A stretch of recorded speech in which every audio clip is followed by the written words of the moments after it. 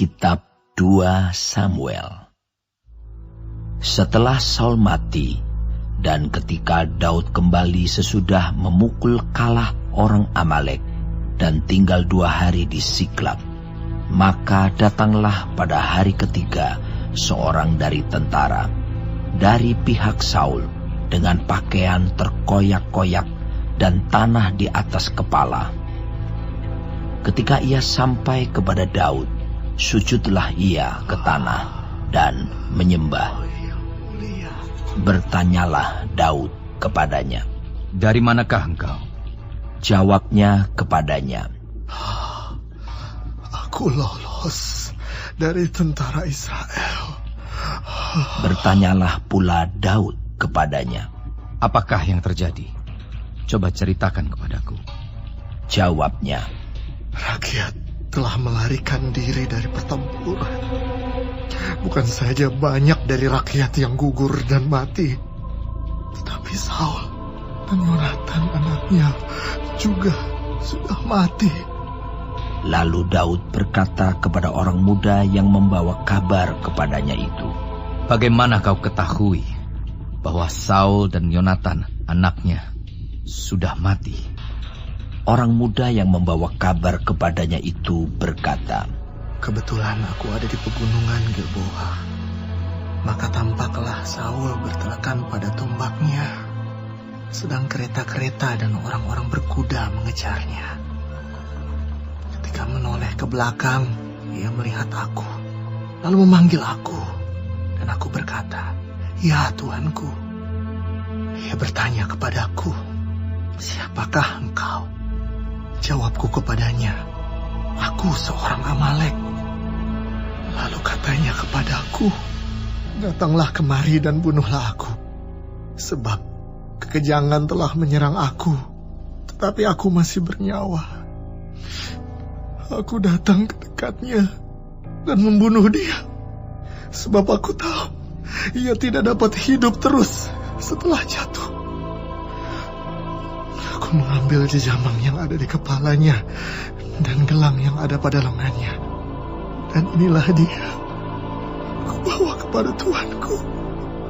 Lalu Daud memegang pakaiannya dan mengoyakkannya. Dan semua orang yang bersama-sama dengan dia berbuat demikian juga. Dan mereka meratap, menangis, dan berpuasa sampai matahari terbenam karena Saul, karena Yonatan anaknya, karena umat Tuhan, dan karena kaum Israel, sebab mereka telah gugur oleh pedang.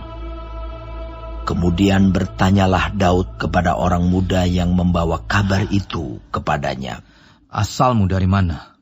Jawabnya, "Aku ini anak perantau, orang Amalek." Kemudian berkatalah Daud kepadanya, "Bagaimana? Tidakkah engkau segan mengangkat tanganmu, memusnahkan orang yang diurapi Tuhan?" Lalu Daud memanggil salah seorang dari anak buahnya dan berkata, "Kemari, paranglah dia."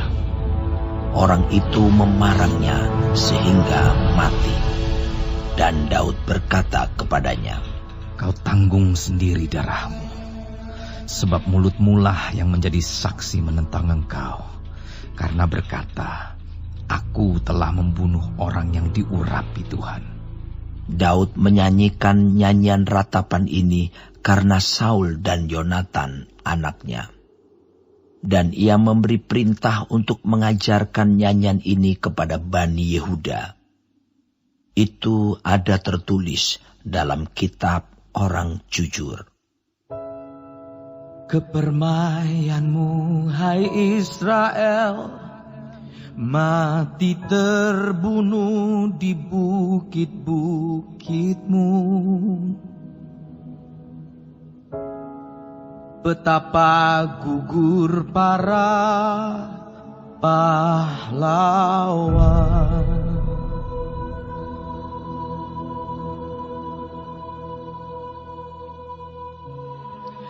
Janganlah kabarkan itu di Gad, janganlah beritakan itu di lorong-lorong Askelon, supaya jangan bersuka cita anak-anak perempuan orang Filistin,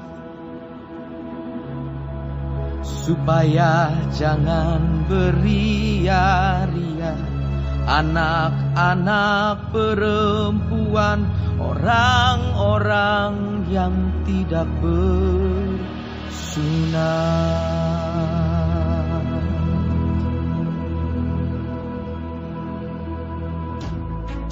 Hai gunung-gunung di Gilboa, jangan ada embun, jangan ada hujan di atas kamu. Hai padang-padang pembawa kematian, sebab di sanalah perisai para pahlawan dilumuri. Perisai Saul yang tidak diurapi dengan minyak.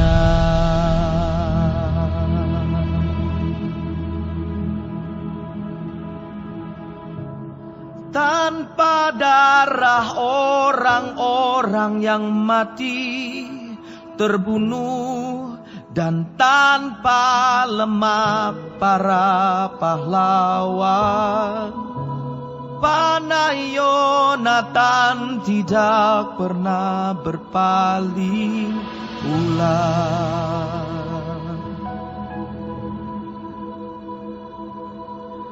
Dan pedang Saul tidak kembali dengan hampa.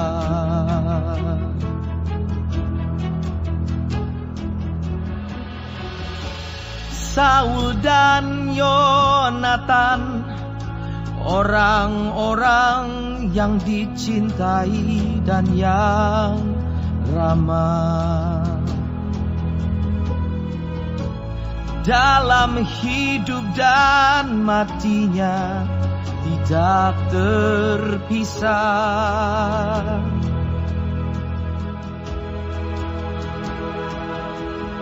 Mereka lebih cepat dari burung raja wali, mereka lebih kuat dari singa.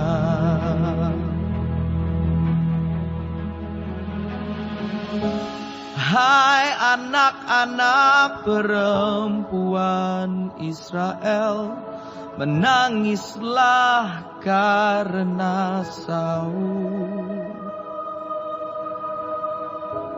yang mendandani kamu dengan pakaian mewah dari kain kirmisi,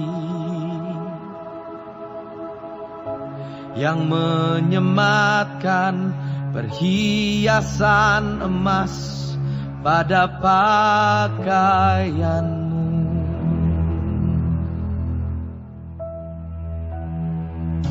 Betapa gugur para pahlawan di tengah-tengah pertempuran. Yonatan mati terbunuh di bukit-bukitmu.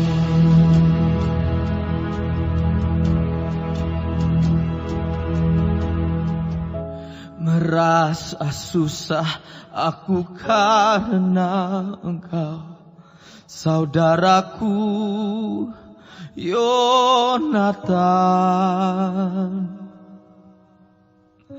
Engkau sangat ramah kepadaku, bagiku cintamu lebih ajaib daripada cinta perempuan. kuat.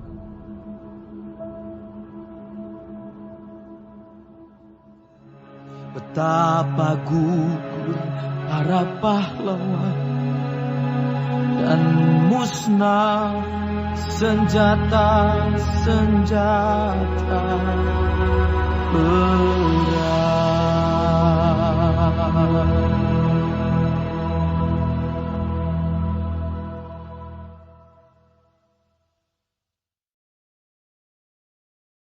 Shalom saudara-saudariku yang kekasih di dalam Tuhan Yesus.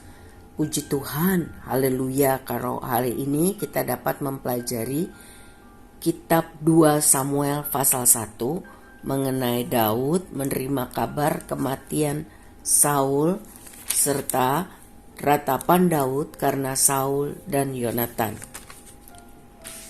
Ketika Daud mendengar bahwa Saul dan Yonatan meninggal, ia dan orang-orangnya masih tinggal di Siklak, sebuah kota Filistin.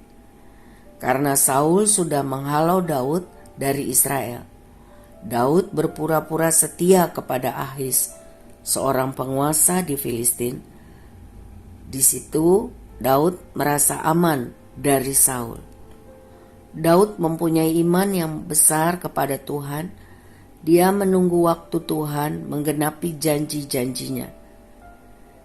Kitab ini mengisahkan mengenai bagaimana Daud diangkat menjadi raja setelah kitab 1 Samuel bercerita tentang pergumulan-pergumulan Daud waktu ia harus menunggu diangkat menjadi raja Israel. Daud mungkin bertanya dalam hati, kapan janji Allah dapat direalisasikan? Tetapi pergumulan-pergumulannya mempersiapkan karakter dan pengalamannya untuk berbagi tanggung jawab besar yang akan dihadapinya kelak. Kitab 2 Samuel menceritakan bagaimana Daud akhirnya menerima upah atas kesabarannya dan imannya yang teguh kepada Tuhan. Di ayat 11 dan selanjutnya dikatakan bahwa mereka meratap, menangis, dan berpuasa sampai matahari terbenam. Daud dan orang-orangnya sangat terguncang atas kematian Saul.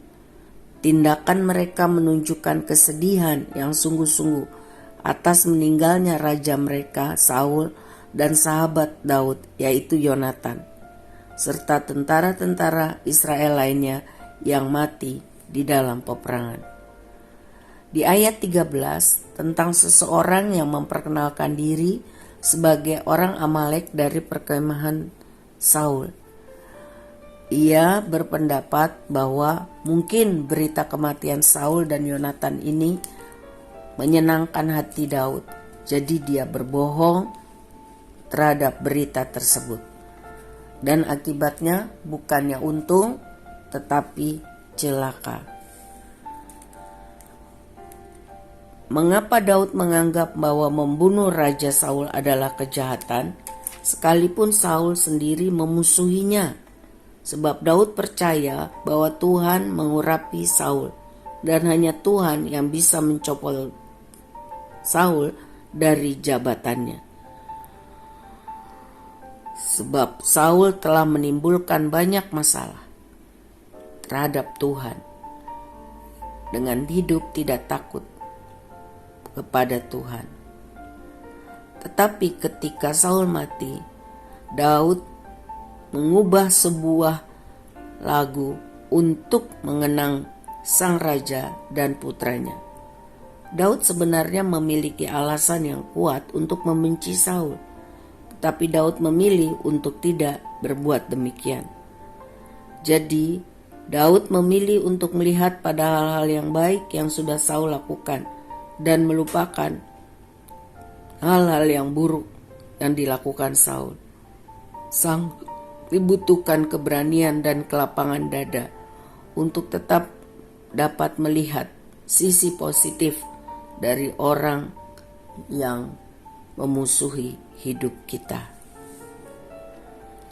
Demikianlah Daud tetap berpikir, melihat yang positif dari kehidupan Saul, sehingga dia sendiri dapat menjaga dirinya untuk benar di hadapan Tuhan. Tuhan menolong kita untuk dapat tetap melihat dengan cara pikir yang positif kepada semua hal yang terjadi dalam hidup kita, walaupun menyakitkan, karena percaya Tuhan turut bekerja untuk mendatangkan kebaikan bagi hidup kita, karena kita mengasihi Tuhan. Tuhan Yesus memberkati.